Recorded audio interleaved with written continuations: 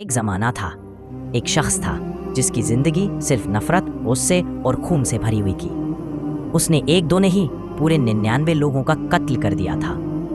وہ ہر کسی سے بدلہ لیتا تھا، چھوٹی سی بات پر جان لے لیتا تھا۔ اس کا دل پتھر بن چکا تھا، نہ اسے کسی کا ڈر تھا اور نہ ہی کسی کا لحاظ۔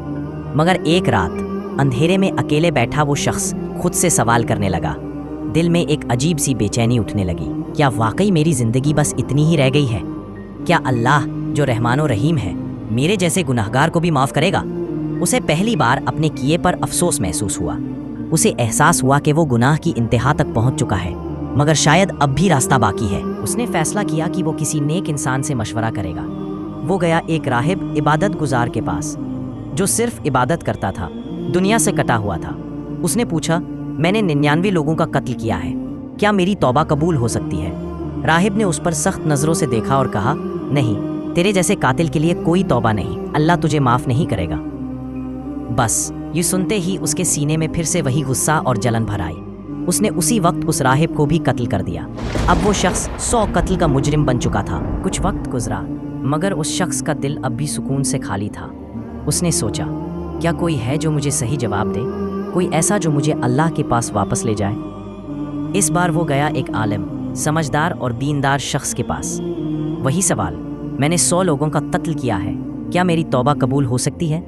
عالم نے اس کی آنکھوں میں دیکھا، گناہ سے بھری مگر امید سے چمکتی آنکھیں، اور پھر مسکرا کر کہا، کیوں نہیں؟ کون ہے جو تجھے معاف نہیں کرے گا جب تو خود بدلنا چاہتا ہے؟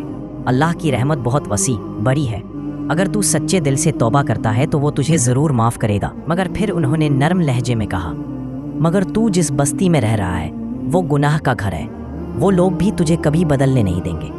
تو وہاں سے نکل جا اور ایک نیک لوگوں کی بستی میں جا کر بس جا، وہاں عبادت کر، سچی زندگی جی اور اللہ کی طرف پلٹ آ۔ یہ سن کر اس قاتل کی آنکھوں سے آنسو بہہ نکلے۔ اس کا دل ہلکا ہو گیا۔ اس نے فوراً توبہ کی اور اسی وقت اللہ کی طرف سفر شروع کر دیا۔ سامان اٹھایا، راستہ پکڑا اور نکل پڑا، بالکل اکیلا، مگر دل میں امید اور خدا کی تلاش تھی۔ مگر کبھی کبھی منزل سے بس کچھ قدم پہلے ہی امتحان آ جاتا ہے۔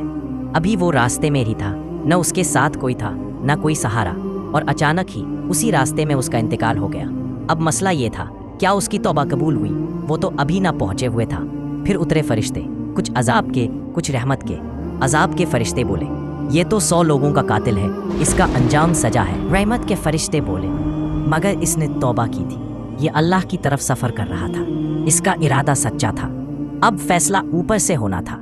اللہ تعالیٰ نے فرمایا، زمین کو ناپا جائے، دیکھا جائے کہ یہ آدمی کس بستی کے زیادہ قریب تھا، گناہ کی بستی یا نیک لوگوں کی بستی؟ فرشتوں نے زمین کو ناپا، پتہ چلا وہ بالکل بیچ میں تھا۔ اب کیا ہو؟ اللہ کی رحمت پھر جوش میں آئی۔ فیصلہ آیا، زمین کو ہلا دو، نیک لوگوں کی بستی کو اس کے قدموں کے ذرا قریب لے آؤ، اور اس طرح اس کی توبہ قبول کر لی گئی۔ صرف اس کی نیت، اس کا ارادہ، اس کا سچا افسوس اور اللہ کی بے حساب رحمت اس کی جنت کا راستہ بن گئی۔ کبھی بھی اپنے گناہوں کی وجہ سے مایوس مت ہو۔ اگر دل سے توبہ کرو تو اللہ رحمت کے دروازے کھول دیتا ہے۔ صرف ارادہ بدلنے سے بھی رحمت ملتی ہے، بس سچا افسوس ضروری ہے۔ اللہ نے توبہ کرنے والوں سے جنت کا وعدہ کیا ہے۔ شاید یہ کہانی کسی کے دل کو جگا دے، کسی کو توبہ کی طرف موڑ دے۔ اس ویڈیو کو ضرور شیئر کریں، شاید آپ کی وجہ سے کسی کی زندگی بدل جائے اور آپ کو بھی اجر ثواب مل جائے۔